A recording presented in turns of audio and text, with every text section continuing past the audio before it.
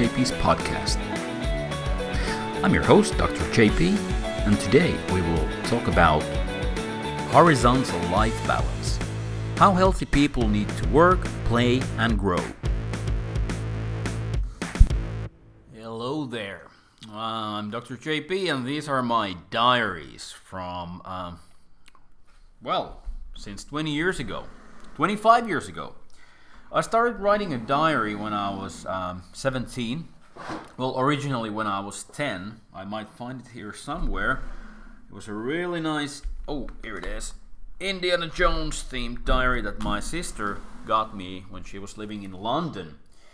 This is my first diary. Well, actually my first diary was from 1987 when I was 7 years old, where I remember writing stuff like I saw a hedgehog and we went to our country house.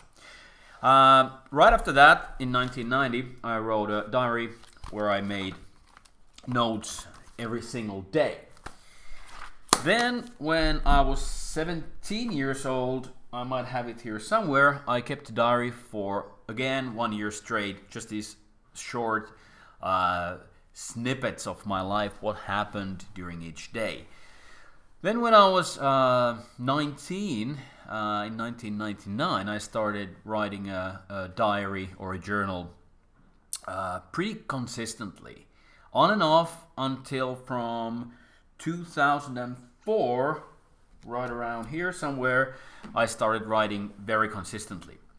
I got that from my then girlfriend, now wife, who was a really avid journal keeper. And what this all amounts to is basically a catalog of your inner life. There was a period a few years ago where I stopped keeping a journal for about a year. That was pretty much the same time when I met a non-dual teacher, Fred Davis, and woke up with his teachings and with his help, where the need to have your story, so to speak, to keep holding on to your story disappeared, vanished by its own accord.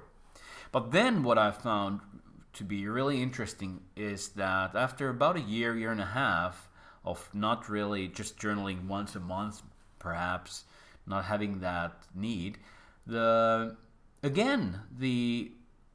say the very human element came back. The human element of coexisting with the story, so to speak. So I guess, there are these phases in keeping a journal. First, it's a method of trying to externalize your subjective thoughts and emotions and your story, to externalize it, make it into an object where the what's in here somewhere becomes more of an object. And after you do that for a while, then what I did was to start making notes of these patterns, emotional patterns, and trying to, coexist with those patterns, and then to grow out of some of those patterns. And then, if you're into waking up to true nature, then you might wake up to the story that it's a fabrication and there's nothing more to it. It's just a collection of thoughts floating around in this. But then the really interesting part, for me at least, was that the creative impulse, so to speak, of these human apes, these human animals, these hominids, seems to be the need to again objectify the story that is unfolding. Okay. But basically, the whole notion of this, just showing these diaries, was actually to show how to live in what I call horizontal balance. So journaling is just one method of many, one practice of quite a few practices where we grow up, where we grow, evolve, and do the work that I call, just practice, the area of life that we can call growth, conscious evolution, or to borrow a phrase from Gurdjieff, conscious suffering. But that's just 1/3 of what I call horizontal life balance. in my mid-20s, when I got really heavily into integral philosophy, and especially Ken Wilber as a proponent of integral philosophy, and when I started translating Wilber's books, I really loved his philosophy, but found that many people have a hard time getting into these concepts. And Wilber has this one concept called the Big Three, or I, we, and it perspectives.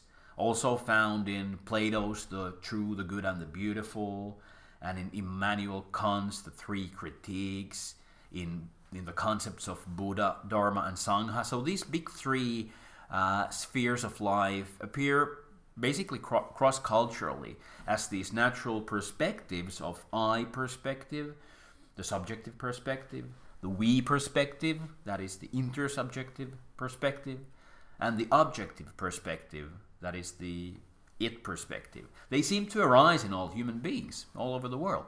Anyway, for me, this was clear, but it didn't quite gel with my everyday felt reality, my phenomenological experience. So I had to come up with a concept that, a concept that would fit with my everyday reality of being. And this is what I call horizontal life balance. So we have these three big areas of life. We have growth, as I just mentioned, growth, evolution, development, whatever. That is manifested by these different practices that we do as human beings to grow, to consciously evolve, not just unconsciously evolve, but consciously evolve. So the area of growth. Then, what we usually do during our days, like what I'm doing right now, is the area of work. That is the second third of this horizontal balance. Work is something we do for others. We do it through ourselves, but we do it primarily for others, whereas the growth is done for growth's sake, for the sake of our species, for the sake of evolution itself. And work is done for other people. So that is the area of the we perspective, where the growth is the area of it perspective. It's objectively true that we need to grow as a species, whereas it is intersubjectively true that we need to trade what we term as the good through work.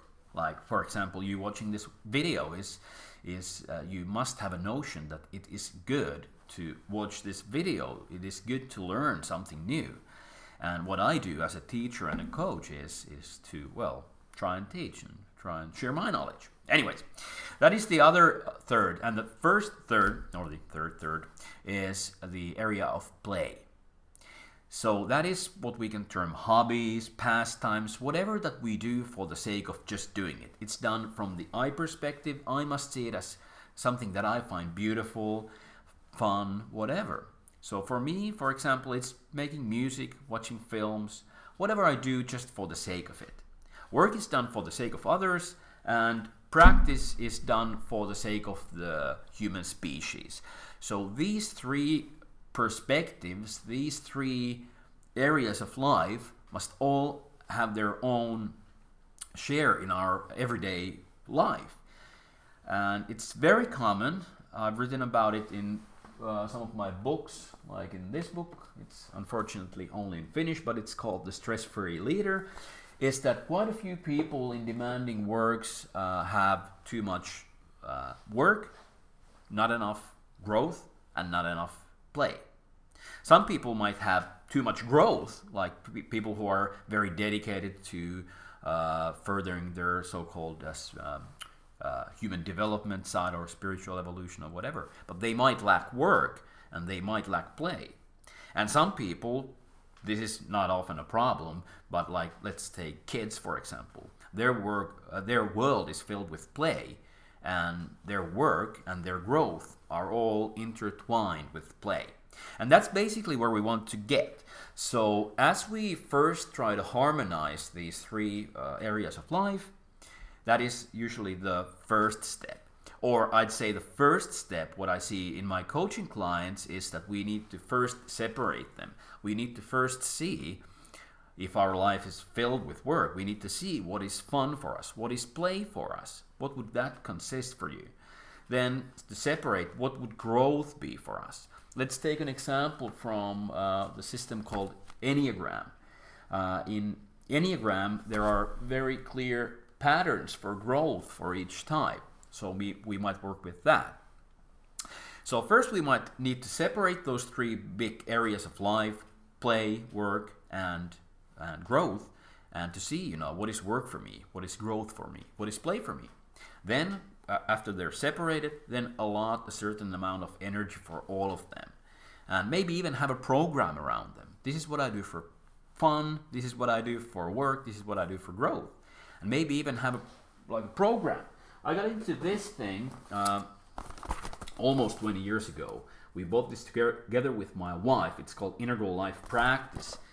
It used to be this big box filled with all sorts of fun stuff, and they had an Integral Life Practice matrix where you could plan and map out your Integral Life Practice program. So I'm suggesting something similar.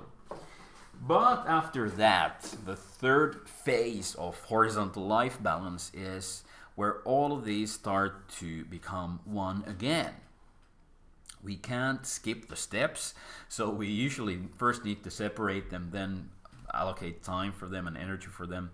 But then, if we're really lucky, our calling in work, we might find a calling. We might just have a job, and that's okay too. But we might have an integration of all these three areas where our work, our play, and growth become the same thing. I'm pretty close to that, although I really like to separate my fun, which is just, playing music and watching films, which is, it's really hard for me yet to be paid for that. But anyways, that's the third step. It's not for most of us. I'd say for 95% of us, 99% of us, it would be a good thing to really be clear what are these three areas of life for us. Okay, that's about it for this. I hope you got something out of this. At least I hope that you might start thinking about what is work for you, what is play for you, and what is growth for you, and especially for your particular being in the world, your particular way of being, because we all have very different patterns of growth. Although, there are some common denominators like waking up, which is just waking up from the story of all this, waking up from the notion that there is somebody behind these writings, that there is somebody behind these stories. But again, if we just wake up and do not work with these patterns that are very idiosyncratic to each every one of us, so to speak, our waking up lacks the very, very human element of cleaning up these patterns and working with the personality, which is, at least according to my experience, it's just there. It's kind of like when you make a cake and you put this, I don't know what it's called, but when you push the